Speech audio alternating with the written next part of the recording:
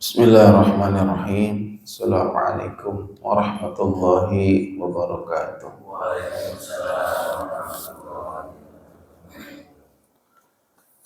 Alhamdulillahilladzi anjala as-sakinata fi qulubil mu'minin liyazdadu iman wa imanihim. Asyhadu an la ilaha illallah wahdahu la syarikalah wa asyhadu anna Muhammadan abduhu wa rasuluh la nabiyya ba'da. Allahumma salli wa sallim ala sayyidina Muhammadin wa ala alihi wa sahbihi ajma'in, amma ba'd. Wa qala ta'ala fi kitabihil karim wa huwa astaqul qailin, a'udzu billahi minasy syaithanir rajim. Ya ayyuhalladzina amanu taqullaha wal tanzur nafsum ma qaddamat lighad wattaqullaha innallaha khabirum bima ta'malun.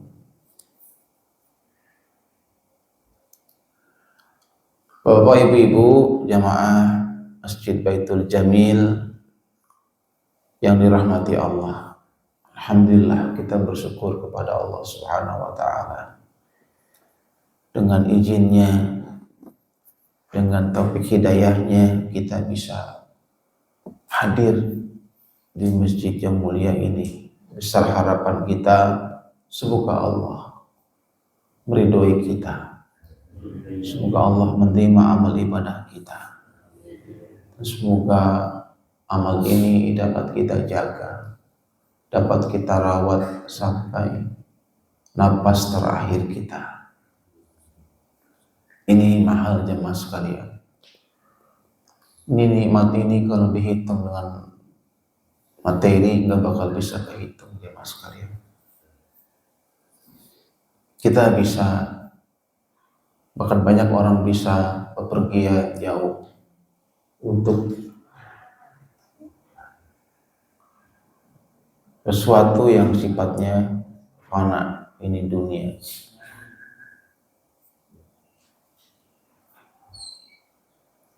Banyak orang yang pagi-pagi udah berangkat menuju kantornya, pabriknya, tokonya. Dia sanggup, terima kasih, berangkat pagi-pagi pulang malam hanya untuk dunia yang sementara. Tapi anehnya dia nggak bisa melangkahkan kakinya ke masjid yang jaraknya mungkin hanya beberapa meter dari rumahnya.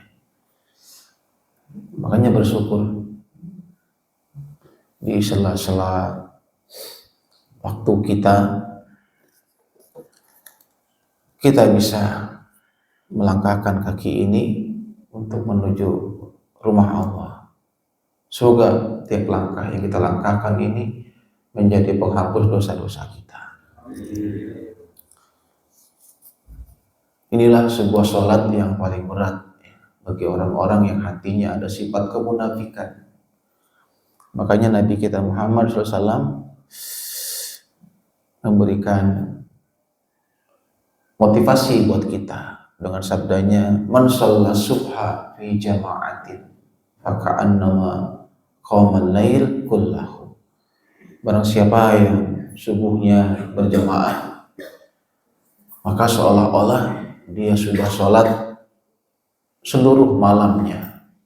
Jadi kita tuh kalau subuhnya berjamaah itu dihitung di sisi Allah seperti orang yang sholat semalam suntuk. Kan ini luar biasa, Pak. Kagak ada orang tampang kayak kita ini sholat semalam suntuk dari maghrib sampai subuh sholat terus. Ada nggak, Pak?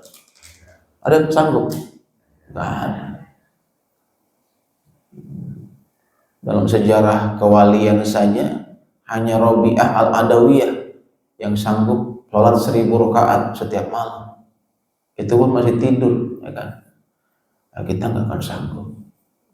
Tapi Allah Maha Baik, Allah Maha Pemurah, Allah Maha Syakur, Maha mensyukuri.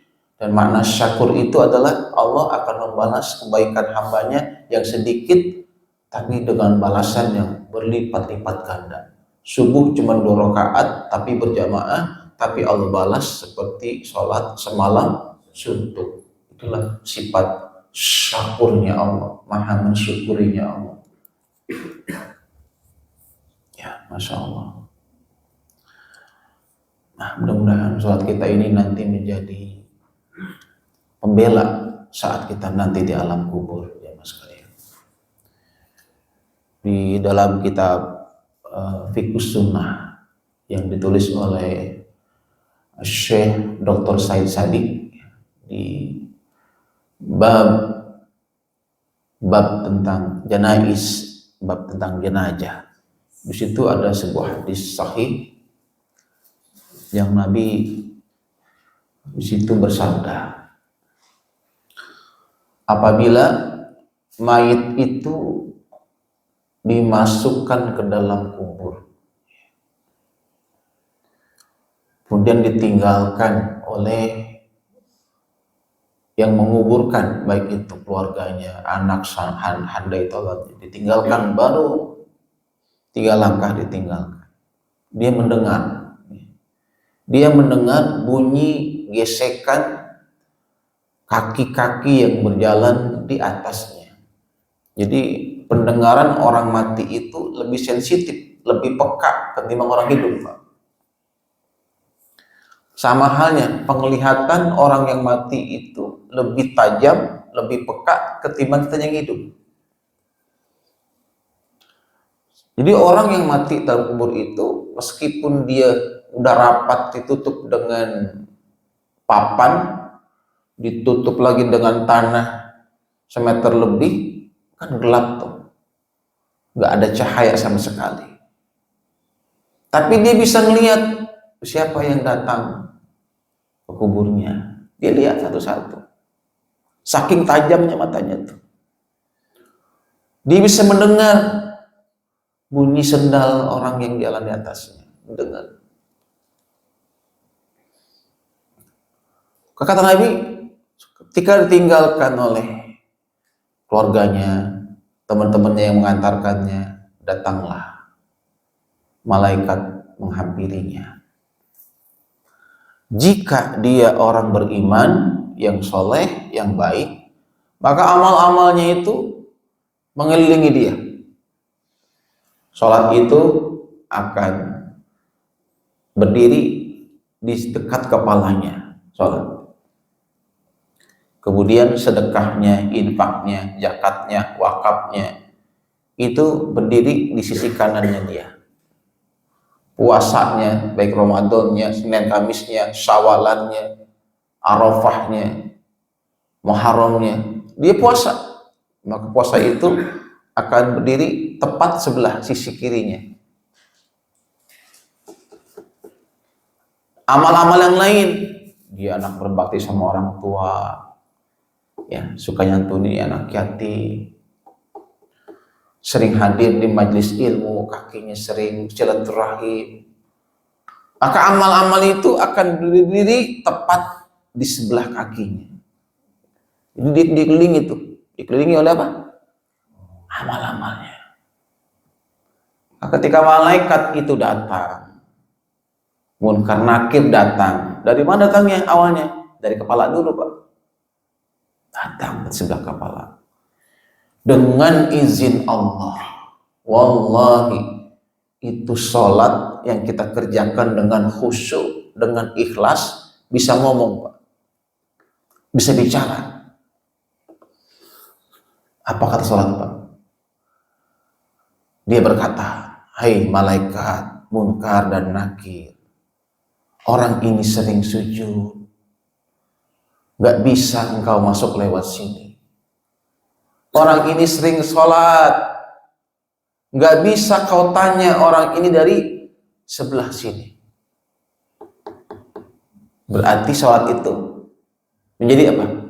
Syafaat, menjadi pembela saat di alam kubur. Ini siapa yang bersabda? Siapa yang berkata? Rasulullah, Pak. Ya, Rasulullah. Maka karena dari arah kepala ini Munkar Nakir gak bisa masuk, pindah dia sebelah mana? Sebelah kanan. Di situ sudah berdiri apanya tadi? Sedekahnya, zakatnya, wakafnya, amal jariahnya berdiri di situ. Berkata dengan lantang, dengan izin Allah, berkata sedekahnya, infaknya, malaikat, nggak bisa mau lewat sini, nggak bisa. Orang ini sering sedekah, orang ini sering berinfak. Maka malaikat pindah ke sisi kiri. Ada apa tadi tuh di situ? Ada apa sebelah kiri? Puasa. Berkata puasanya, malaikat, nggak bisa engkau lewat sini. Orang ini sering berpuasa. Suatu hidupnya, saat hidupnya dia sering berpuasa. Nggak bisa kamu lewat sini. Kemana yang belum? Arah mana yang belum? Kaki. Di kaki ada apa? Amalnya juga. Amalnya apa? Dia bakti sama orang tua. Kakinya sering ke masjid. Berkatalah amalnya, malaikat, nggak bisa kamu lewat sini. Akhirnya Munkar Nakir ngomong, Kir, kalau gitu, apa Kar? Gitu. Nakir, apa Kar? Ini gimana nih? Kita nggak bisa tanya lagi ini. Udah kita kembali ke Allah. Maka malaikat ini kembali, Pak. Lapor sama Allah, ya Allah, kami sebagai malaikat yang bertugas menanyakan mayat dan kubur sudah bertugas, menjalankan tugas. Tapi kami nggak bisa masuk. Karena seluruh amal-amalnya itu ngebelain dia. Apa kata Allah? Udah, jangan ditanya lagi. Jangan ditanya lagi. Jadikanlah kuburnya taman-taman surga. Bukalah pintu surga, alirkan aroma surga ke kuburnya. Maka kuburnya dilapangkan seluas 70 hasta dan surga pintunya dibuka dan diarahkanlah surga itu ke kuburnya dan dia bisa melihat dari kuburnya itu tempatnya di surga. Maka dia bahagia itu mayit, Pak. Lihat apa? Lihat rumahnya di surga. Lihat istrinya di surga.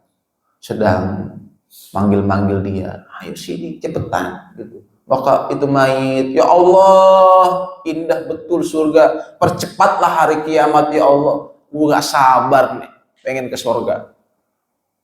Udah niat tidak dari dia, Pak Marno. Gimana nggak sabar dia? Ya Allah, cantik banget istri saya ini di surga. Udah cepet-cepetan ya Allah kiamat. Pengen cepet-cepet kiamat dia. Ya. Nah, ini Pak ya. Bayangin Pak, bayangin Bu. Kalau orang Islam sepanjang hidupnya kepalanya jarang sujud, ya. Tangannya jarang sedekah, ya. Orang-orang puasa dia nggak puasa, kakinya jarang ke masjid, sama orang tua nggak berbakti. Kira-kira kalau mati gimana Pak? Ada nggak belain? Ada nggak yang mensafaati dia? Nah, ini Pak, maka penting sekali kita harus persiapkan Pak amal-amal terbaik kita sebelum ada saatnya kita akan masuk ke rumah terakhir kita, yang mungkin itulah rumah paling lama kita tempati. Bapak Ibu, nempatin rumah di PJI paling lama itu ya 40 tahun, 50 tahun. Kalau nih misalnya kita nempatin rumah di PJI saat kita usia 30 tahun dan Allah panggil kita pulang, kita mati di usia 60 tahun, berarti kita nempatin rumah di PJI berapa tahun? 30. Kita meninggal masuk alam kubur tahun 2023 misalnya ya, terus kiamat terjadi tahun 3000. Kira-kira berapa tahun Pak Merno? di kuburnya.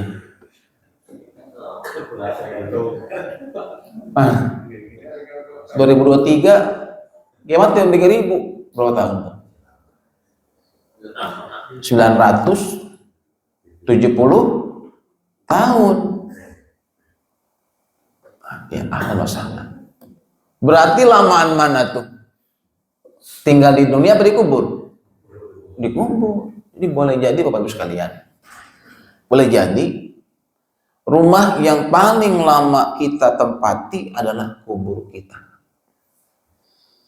Maka kalau mau bangun, jangan hanya sibuk bangun rumah di dunia, dikit-dikit renovasi, dikit-dikit karena rumah model baru, bikin lagi model baru. Jangan sibuk kita ngurusin rumah, Pak, di rumah, diperbaiki. Silakan kalau emang itu perlu.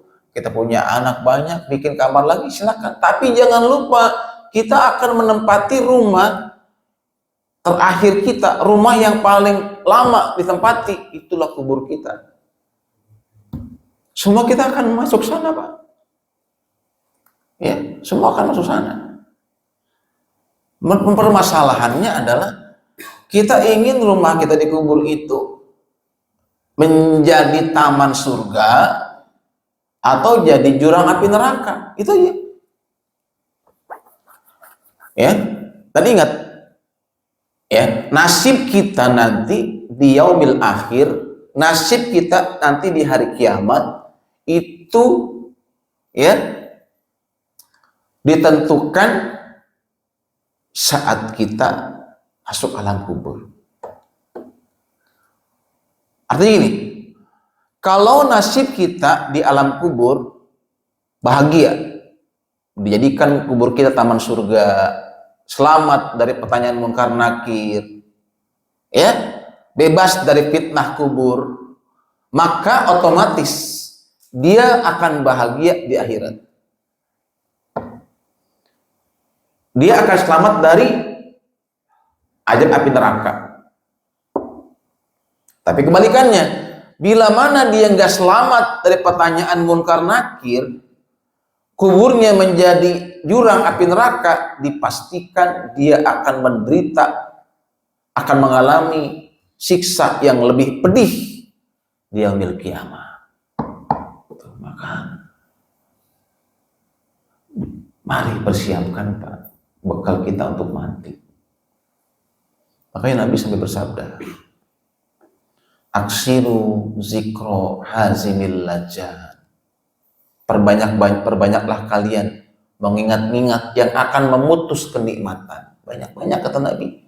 Ingat-ingat yang akan memutus kenikmatan, yaitu kematian. Nabi itu mengistilahkan mati dengan bahasa hadimil lazat, pemutus kenikmatan. Karena kita, Pak, bisa merasakan manisnya madu, gurihnya kacang, ya Bu, sedapnya sop janda. Ada nggak sop janda? Ada ya? Ada Pak Marno? Sop janda? Pernah makan sop janda? Sedapnya sop janda, karena kita masih punya ruh, masih hidup, ya. Bisa merasakan kemesraan dengan istri, nikmatnya hubungan dengan istri, karena kita masih punya ruh, masih hidup. Nanti begitu mati, diputus semua itu, Pak. Hilang, dicabut semua itu kenikmatan. Jangankan mati, belum mati ya. Belum mati, belum. Baru dikasih sakit. Sakit. Diabetes datang, kurang nggak kenikmatan? Kurang udah? Kurang. Makan nasi dikurangin, boleh makan manis-manis, betul? Itu belum mati tuh, Pak Marno, baru diabetes, udah dikurangi nikmatnya. Datang lagi kolesterol, datang lagi kasih kolesterol, kurang nikmatnya. Gak boleh makan sate, ya. Sate enak gak tuh? Lo kolesterol, ya kan? Gak boleh lagi makan yang goreng-gorengan, yang berminyak, ya kan, dikurang-kurang. Baru sakit aja kita udah dikurangin tuh nikmat. Ya, apalagi mati. Semua diputus, Pak. Kalau ada orang itu masih ada jatah makan, Pak, sepiring nasi, rezekinya itu, dia nggak akan mati sebelum dia memakan jatahnya itu. Pak, banyak orang itu meninggal dunia setelah makan, itulah jatah makan terakhirnya. Nih pemilik hotel Putra Mulia, namanya Haji Mustika, Pak. Dia meninggalnya setelah makan bareng sama istrinya, sama anaknya, di restoran. Habis makan, dia bilang, aduh, sakit perut nih, kata dia tuh. Bapak kamar dulu ya? Iya, kamar mandi, Pak. 1 jam nggak keluar Pak, kamar mandi. Istrinya, Bapak lama amat kamar mandi. Coba susul. Tok-tok, Pak, nggak keluar. Nggak ada suaranya. Duduk, Pak. Panik tuh istrinya, anaknya. Terus bilang petugas itu, Pak, ini orang proses 1 jam kamar mandi, kok nggak keluar. Diketok-tok nggak ada suaranya. Ini didobrak, Pak. Didobrak itu pintu kamar mandi. Udah meninggal, Pak, di kamar mandi. Habis makan. Berarti itu yang dimakan adalah rezeki terakhirnya.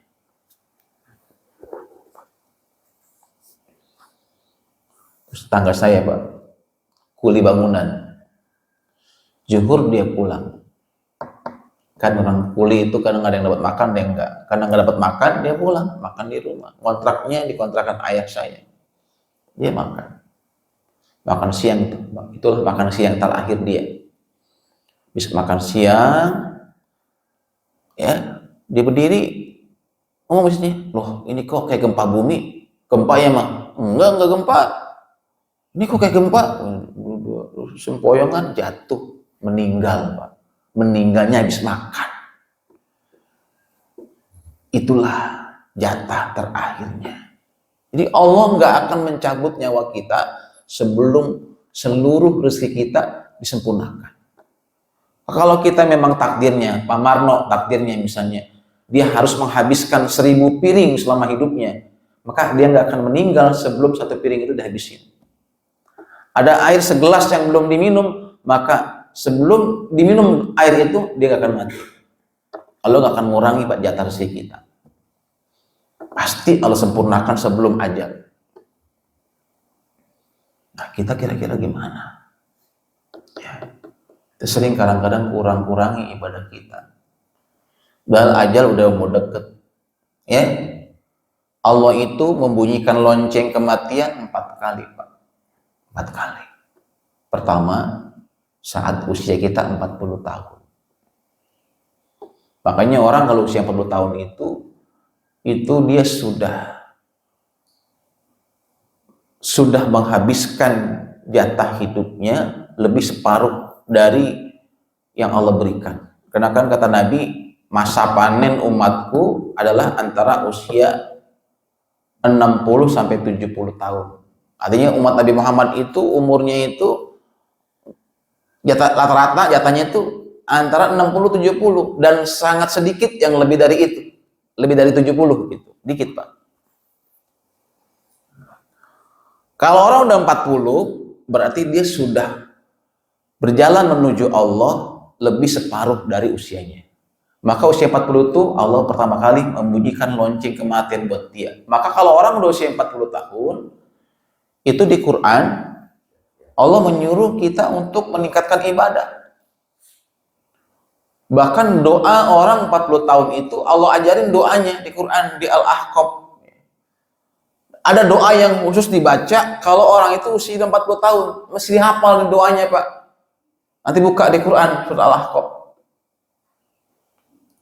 Apa doanya? Rabbi auzi'ni an ashkura ni'mataka allati an'amta alayya wa ala walidayya wa an a'mala salihan tardahu wa adkhilni fi ibadikas sholihin. Ini doa terdapat di Quran. Dan doa ini langsung Allah yang ngajarin untuk kita baca saat usia kita 40 tahun. Karena usia 40 itu adalah start pertama Allah membunyikan lonceng kematian. Nanti Allah bunyikan lagi usia 50, setengah abad. Kemarin udah berapa tahun? 67? Serius? Bonusnya banyak dong. Nabi 63 mengalahkan Nabi Muhammad. Pantesan giginya ompong. Maaf ya, emang ompong kan ya? Saya pikir baru 50. 67 ya? Masya Allah, masih gagah alhamdulillah ya. Masya Allah. Lebih usia guru enggak kayak Muhammad Solehuddin. Dia cuma 50. 53. Ya Allah. Kami Harno? Hah? 60. Dikit lagi, Pak. 60. 60. 3 tahun lagi, Pak. Kalau ikut usia Nabi gitu. Bisa doain, Pak, biar panjang umur ya. Biar ini kalau nggak ada Bapak repot, Pak, di masjid. Iya, betul, Pak. Yang rame dia soalnya. Yang rame yang di WA itu suka ingetin terus. Saya aja bisa 5 kali, Pak, diingetin sama dia. Di telepon, di WA. Iya. Serius, Pak. Dan saya terima kasih karena maaf ya, kadang-kadang kita sibuk tuh, Pak. Suka lupa. Orang muda dicatat aja sih bisa lupa masjidnya. Saya pernah itu diundang ngisi kuliah subuh di Masjid Baitul Haq Puri Gading. Saya malah berangkat ke Baitul Jabar Jati Bening. Pernah kayak gitu? Iya. Baitul Haq kan sono Puri Gading ya. Karena kita lagi ngeblank, malah beloknya ke Baitul Jabar Jati Bening, sama-sama ke Baitul, ada Baitul Jamil, Baitul dekatan aja gitu, Baitul Jabar. Karena saya nggak bawa handphone, diteleponin, isi saya yang angkat. Udah berangkat, Pak, sebelum subuh udah berangkat. Ini kok belum sampai. Aduh, kita khawatir nih, jangan bisa kenapa-napa gitu, khawatir gitu. Berangkat dari sebelum subuh sampai jam 6 tungguin kagak nyampe, takutnya kita ngapa-ngapa gitu. Dalam nyampenya ke masjid yang lain. Makanya makasih, Pak, diingetin tuh. Ya. Sekarang mohon maaf nih, saya nggak bawa santri pada pulang kampung semua. Jadi kan santri mengikut ya, meramaikan santri banyak. Itu dia pulang kampung semua, libur panjang 2 minggu. Gitu ya. Jadi Allah itu ya ngingetin hambanya supaya ingat mati dari kita usia 40. Suruh siap-siap. Ya, ibarat waktu tuh kalau usia 40 tuh udah zuhur, ya. Setengah udah soalnya. Kalau udah 50 udah asar. Udah asar tuh 50. 60 menjelang maghrib. Malam udah isya. 67. Ya kan? Nah, iya. Isya. Masya Allah ya. Saya baru 50 nih, Pak. 50 tahun, setengah abad. Gak kerasa ya. Tiba-tiba udah setengah tahun, 50 tahun. Ini ayahnya, anaknya Pak Yudi mau nikah ya. Pagi nih ya. Kita doakan ya, mudah-mudahan Allah mudahkan. Allah jadikan keluarga sakinah, mawaddah, warahmah. Nanti kita baca doa ya di akhir acara. Baik, yang saya muliakan. Di hari ini kita menyaksikan banyak orang hanya sibuk bagaimana agar hidup enak gitu. Orang banyak sibuk, orang banyak dengan susah payah berpikir dan mati-matian bagaimana menyiapkan hidup enak. Dan banyak yang lupa menyiapkan bagaimana mati enak. Coba tuh. Banyak yang lupa menyiapkan bagaimana matinya enak. Karena kesibukan memikirkan bagaimana nyiapin hidup yang enak. Hampir lupa gimana nanti matinya enak. Banyak yang berpikir, mati mah Semua orang bakal mati gitu kan. Ngapain dipikirin gitu ya? Mesti dipikirin Pak, mesti dipersiapkan. Karena Allah menyuruh kita, ya ayyuhalladzina amanu taqullah wal tanzur nafsum ma qaddamat lighad. Hai orang beriman, takwalah kamu kepada Allah, dan hendaklah tiap orang mempersiapkan dirinya, mempersiapkan amal-amal terbaiknya untuk esok. Esok itu untuk matinya, untuk akhiratnya. Allah nyuruh kita supaya kita memiliki persiapan, istiqdad. Hanya orang yang paling pinter itu dalam pandangan Nabi bukan yang paling tinggi IQ-nya, bukan yang paling tinggi titelnya, bukan yang paling banyak hafalannya. Orang yang paling pinter itu dalam pandangan Nabi, al-qayyisu man dana nafsahu wa amila lima ba'dal maut. Orang muslim, orang beriman yang paling cerdas, yang paling pinter adalah orang mukmin yang paling pandai mengendalikan hawa nafsunya dan yang paling banyak persiapannya untuk menghadapi kematiannya. Jadi orang yang paling banyak persiapannya, yang paling sibuk menyiapkan bekal untuk matinya, itulah orang yang paling cerdas dalam pandangan Nabi. Yang memuliakan, nah ini baru materi pendahuluan ini, belum materi yang aslinya. Kita kan materi temanya malam pertama di alam kubur. Ini baru pembukaan, ya, Masya Allah. Jamaah memuliakan, ternyata kubur itu bisa berbicara. Kubur itu punya lidah yang bisa bicara, tapi telinga kita ini nggak mampu mendengar. Ya, kubur itu tiap hari bicara, menasihati kita, tapi kita nggak bisa mendengar. Siapa yang bilang? Nabi kita bersabda dalam hadisnya. Ya. Hadis ini diriwayatkan oleh Imam At-Tirmizi dari Sa'id Al-Khudri. Dia berkata, pernah Rasulullah SAW masuk ke masjid. Di sana beliau melihat beberapa orang sahabat sedang bicara banyak, lagi ngobrol gitu di masjid, ngobrol ngalor ngidul gitu ya. Habis sholat nggak pulang, ngobrol gitu ya, kok gitu ya, ngomongin apa aja ngomongin gitu. Nabi masuk, maka Nabi bersabda kepada mereka, adapun sesungguhnya sekiranya kamu sekalian banyak mengingat si pemutus segala kelezatan, yaitu kematian, niscaya kalian tidak akan sempat ngobrol seperti ini. Tuh. Jadi kalau kalian tahu tentang kematian, ya, maka gak sempat kalian ngobrol kayak gini. Ya, kata Nabi. Bahkan niscaya kamu takkan sempat melakukan seperti yang aku lihat. Maka perbanyaklah olehmu mengingat-ingat pemutus segala kenikmatan, yaitu mati. Aksiru zikro halim zalzal.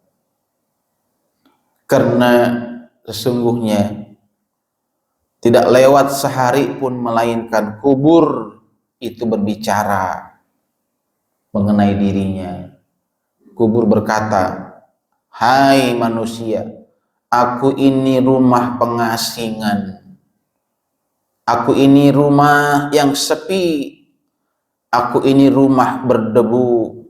Dan aku rumah yang penuh cacing. Ini kata kubur, Pak. Aku ini rumah pengasingan. Orang kalau mati diasingkan, Pak, dari keluarganya. Meskipun kita cinta banget sama anak kita, cinta betul sama orang tua kita, cinta betul sama kita, begitu meninggal dunia, maka dia dipisahkan dari keluarganya, diasingkan. Maka kubur itu tempat pengasingan, Pak. Kalau diasingkan di dunia ini, kita masih bisa nengokin ya Pak ya. Diasingkan ke sebuah pulau, kita masih bisa nengokin, bawain makan kesukaannya. Lah kalau diasingkan di kuburan, paling-paling kita hanya bisa ziarah saja.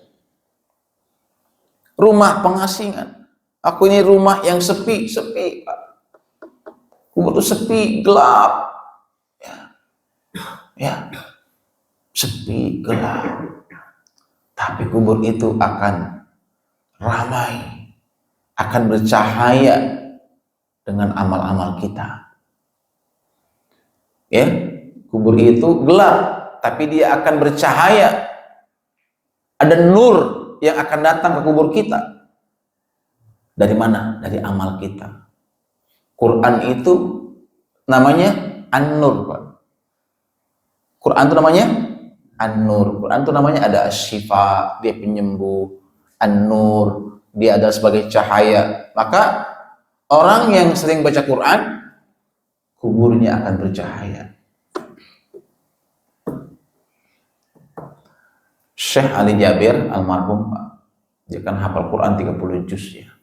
Dan dialah yang menginisiasi rumah-rumah tahfiz di Indonesia. Rumah tahfiz itu kan orang banyak, dan dialah yang memiliki ide ingin menghasilkan 1 juta penghafal Quran di Indonesia. Namun belum terwujud cita-citanya, Allah wafatkan dia. Tapi dia banyak bukunya. Saya beli bukunya itu, Pak. Dan dalam bukunya itu ada judulnya Amalan Ringan yang Menakjubkan. Saya baca, itu ada salah satu keutamaan membaca Al-Muluk sebelum tidur. Di situ ada hadis, siapa yang membaca Al-Muluk sebelum tidur, maka dia akan aman dari azab kubur. Suatu ketika, Syekh ini kena kecapean dari jalan dakwahnya, dia tidur, Pak. Lupa baca Al-Muluk. Saat tidur itu dia baru mimpi. Di mimpi itu dia seolah-olah udah meninggal, udah mati. Dia dibawa, diusung ke alam kubur, dibawa mayitnya, dimasukkan ke kubur, gelap gitu. Dia kerasa tuh kayak udah mati, masuk ke alam kubur, gelap betul. Kemudian tiba-tiba ada yang datang membawa lampu ke kuburnya. Teranglah kuburnya. Kaget dia. Siapa kamu? Ini kata Syekh Ali Jabir di mimpinya. Maka itu yang bawa lampu berkata, aku adalah Al-Muluk yang sering kau baca sebelum tidur. Dan dia bangun dari tidurnya. Dia bangun, Pak, kaget. Dia istighfar. Astagfirullah. Ampun ya Allah. Saya lupa baca Al-Muluk sebelum tidur. Sampai Allah tegur. Nah, dia ulama, Pak, ya. Namanya penghafal Quran. Itu kan termasuk ahlullah, keluarganya Allah. Waliullah, walinya Allah. Dosanya bukan kayak kita mah dosanya mungkin meninggalkan sholat. Kalau dia dosanya itu meninggalkan membaca Al-Muluk, itu bagi penghafal Quran itu dosa. Kalau kita mah kan ya jarang-jarang baca Al-Muluk, Pak, sebelum tidur. Betul. Jangan baca Al-Muluk yang panjang 30 ayat, baca Qul huwallahu aja lupa, baca ayat kursi aja lupa. Kan usulnya kita tuh kalau mau tidur mau mati. Maka ritual-ritual mau tidur, zikir-zikir mau tidur itu lebih banyak ketimbang zikir setelah sholat. Coba aja kalau mau kita sholat tuh paling banyak cuma istighfar, subhanallah 33, udah 33, lapor 33, selesai. Itu kalau mau tidur ritualnya Nabi anjurkan berwudu sebelum tidur. Kayak mau sholat. Karena kata Nabi, siapa yang berwudu sebelum tidur, malaikat datang menghampirinya di sisi dekat tempat tidurnya, dan malaikat berdoa kepada Allah, ya Allah, ampunilah hambamu ini karena dia tidurnya dalam keadaan berwudu. Tuh, berwudu, Pak. Di situ baca Al-Muluk. Al-Muluk selesai, baca ayat kursi. Baca apa lagi? Al-Ikhlas 3 kali. Al-Falaq 3 kali. An-Nas 3 kali. Setelah itu selesai? Enggak. Subhanallah 33, Alhamdulillah 33, Allahu Akbar 33. Banyak kan tuh bacanya? Banyak Pak. Kalau orang tuh tidur dalam keadaan bersuci dan dia berzikir sebelum tidur dan dia meninggal dunia, insya Allah mati syahid Pak. Matinya husnul khotimah. Nah kita kan kadang-kadang jangankan al-muluk, ayat kursi aja kelupaan. Betul Pak? Betul nggak? Betul. Padahal itu adalah adab sebelum tidur. Itu adalah ritual amalan sunnah sebelum tidur agar tidurnya kita itu bernilai, berbobot, berpahala di sisi Allah Ta'ala. Kita makan udah ngantuk, tidur aja udah.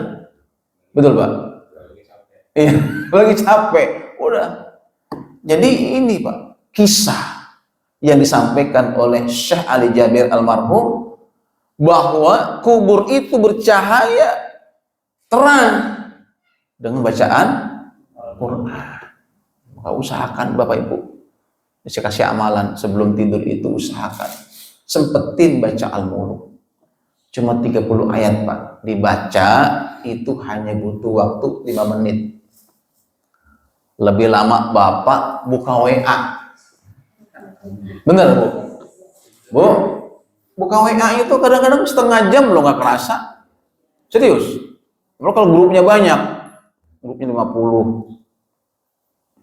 Grup saya itu 80 grup di WA. Makanya kalau nggak penting, habisin aja. Habis waktu kita apa? Hanya buka WA doang. Ya? Banyak. Ya? Belum tuh WA, belum buka Facebook, belum buka Instagram, belum buka TikTok. Banyak bener tuh. Habis waktunya, belum buka YouTube ya Bu. Bu? Oh iya. Jadi lebih lama kita buka medsos kita ketimbang buka Al-Muluk sebelum tidur. Ya Allah, nih Pak. Ya. Kemudian itu hadis yang pertama. Hadis yang kedua, ya. Nih. Allah menjadikan kubur itu punya lidah yang dapat berbicara. Maka dia berkata, "Hai manusia, kenapa kamu melupakan aku?" Kata kubur nih. Tidakkah kamu tahu bahwa aku adalah rumah cacing, rumah yang sepi, dan rumah yang sunyi.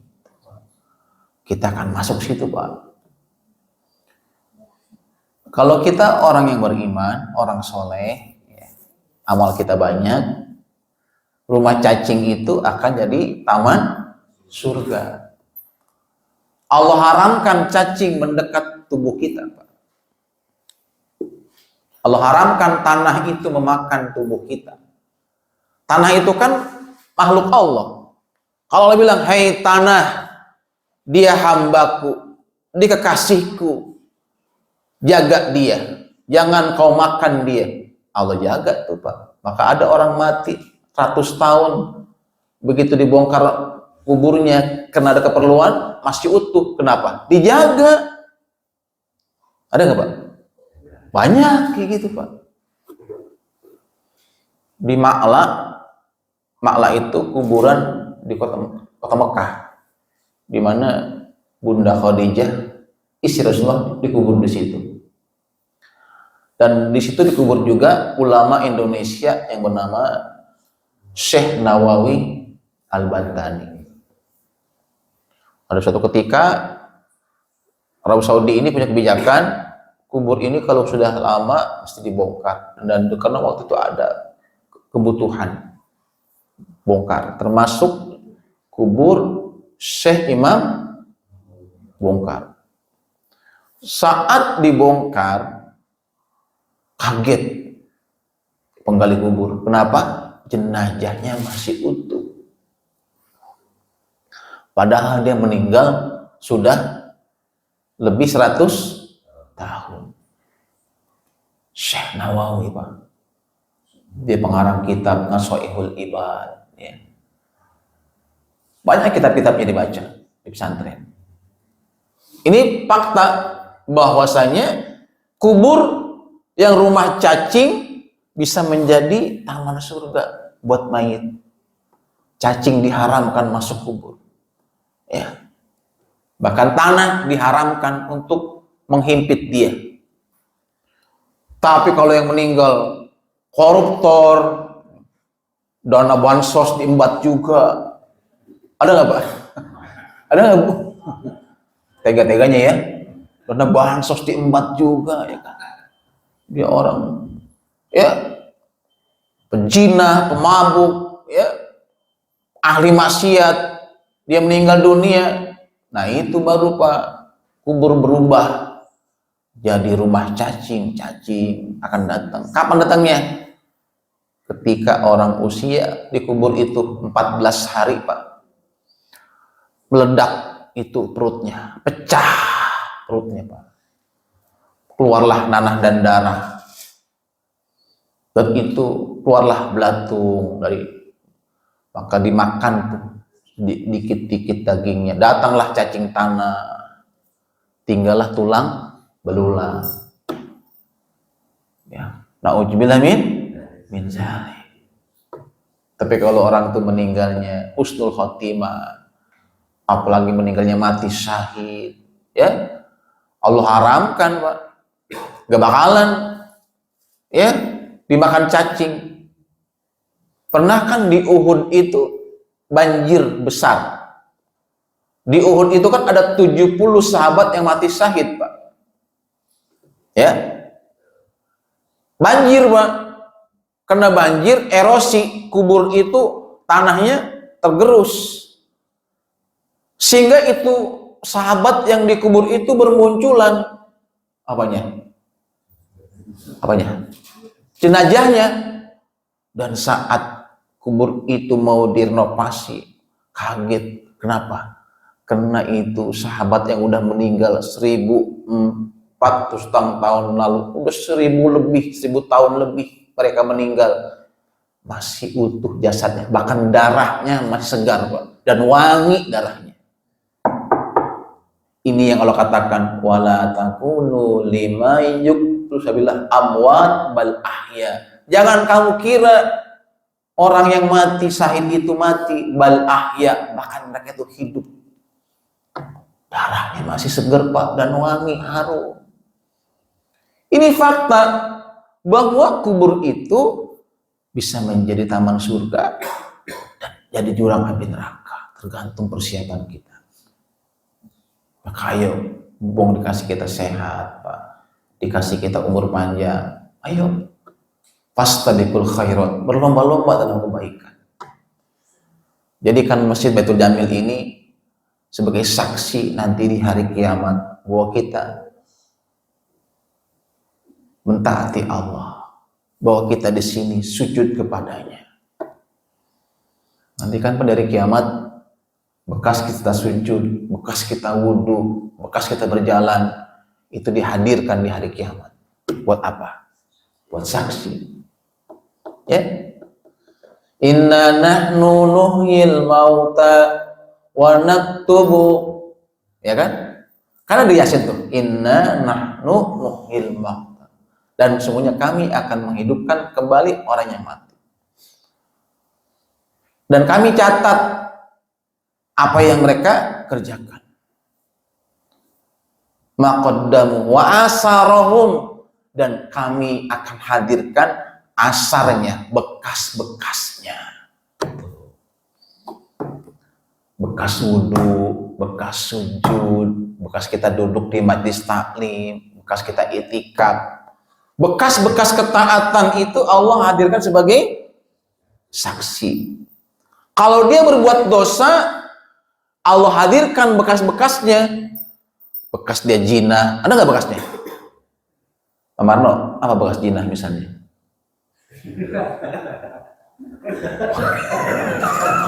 Ada nggak bekas orang zina? Bekasnya apa? Ada bekasnya. Ya, mabok, ada nggak bekasnya? Ada. Kalau orang itu berbuat maksiat, dia meninggalkan jejak bekas. Maka kita yang pernah maksiat, Pak, hapus jejak itu, hapus bekas-bekas itu. Dengan apa? Ngapusnya? Tobat, Pak. Kita akuin, kita sadarin, ya Allah, dulu saya sebelum nikah, saya pernah berpacaran, ya Allah, dengan si fulan. Akuin, ya Allah, saya hilaf, orang itu saya pegang-pegang. Pegang-pegang dosa nggak? Dosa nggak, Pak? Dosa. Jinah itu, jinah tangan. Tangan jinahnya dengan memegang. Pegang doang, Pak. Kalau pacaran itu enak banget itu, Pak. Katanya. Katanya. Baru pegang doang itu, strumnya itu udah. Boom. Tuh, itu seminggu nggak hilang tuh, Bu. Masih ketawa-ketawa gitu, ya. Itu zina bukan? Zina. Mata memandang kan zina. Kita akuin itu dosa. Tobat, ya Allah, saya nggak ngulangin lagi, ya Allah. Saya minta ampun, ya Allah. Hapus itu, ya Allah, dari buku amalan saya. Kalau kita belum tobat, Pak, masih tertulis, Bu. Tertulis masih itu dosa. Ya, maka tobat. Seselin itu. Istighfar yang banyak. Dan hapus dengan apa lagi? Amal-amal soleh. Innal hasanat yuzhibnas sayyi'at. Sungguhnya amal-amal baik itu akan menghapus amal-amal yang buruk. Tuh ya. Nih, jadi kubur bisa berbicara. Ya. Nah, kalau kubur itu, Pak, ya, orang yang soleh, ya, kalau dia masuk ke alam kubur, kata Nabi, maka kata-kata kubur itu dijawab oleh malaikat di sana. Kata malaikat, "Hei kubur, jika kamu tahu bahwa orang ini orang soleh, dia termasuk orang-orang yang di dunia sering beramar ma'ruf nahi munkar, mengajak orang berbuat baik, di WA-in teman-temannya, subuh ada ceramah subuh datang." Nah, ada nggak yang gitu? Itu namanya apa? Amar ma'ruf, diingetin ya teman-temannya, ayo kita ramaikan masjid. Itu namanya amar ma'ruf, menyuruh orang berbuat baik. Malaikat senang sama orang ini. Maka ketika dia mati, kubur, ini orang soleh. Di dunia dia sering beramar ma'ruf, ngingetin temannya berbuat kebaikan.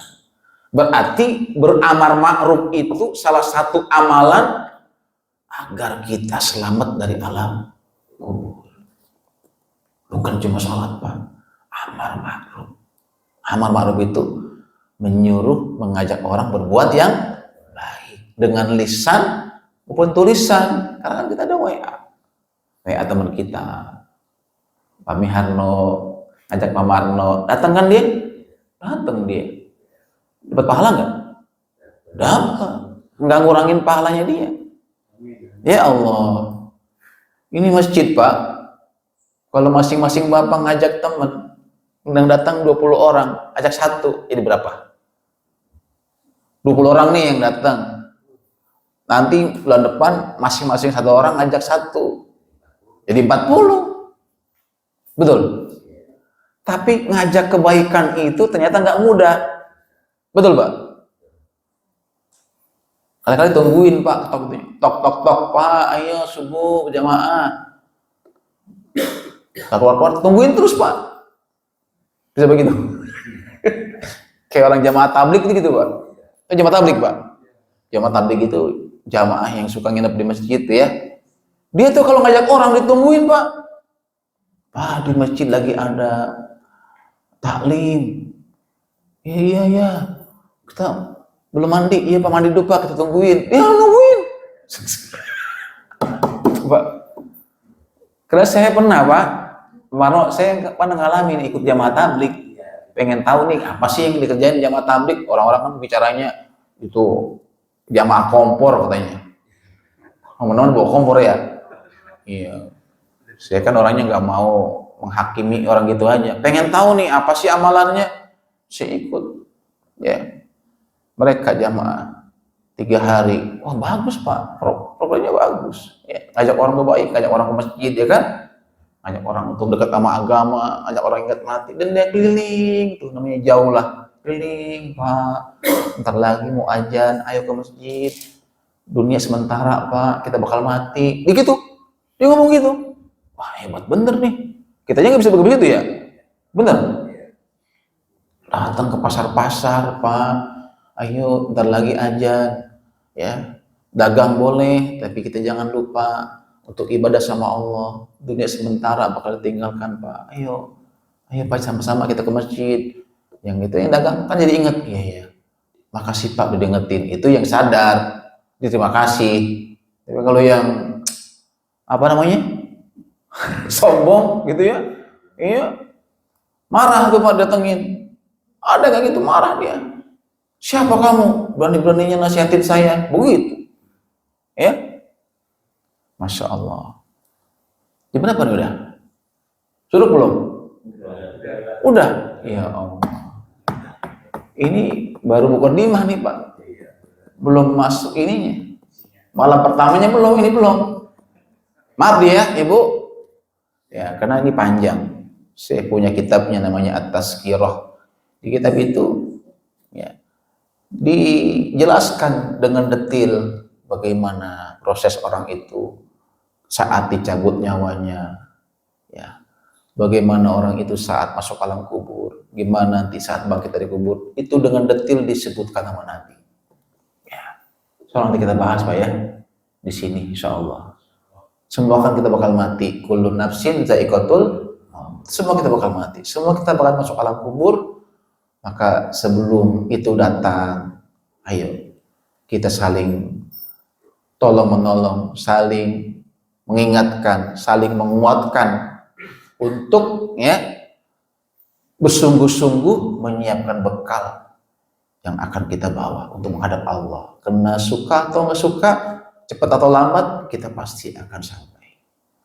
Ya, nah saya doain semoga para jamaah di sini Allah panjangkan umurnya, Allah lapangkan rezekinya, sehat badannya, dan juga Allah kuatkan iman Islamnya, sehingga dengan iman Islam yang kuat itu ringan tubuh kita ini Pak untuk melaksanakan perintah Allah.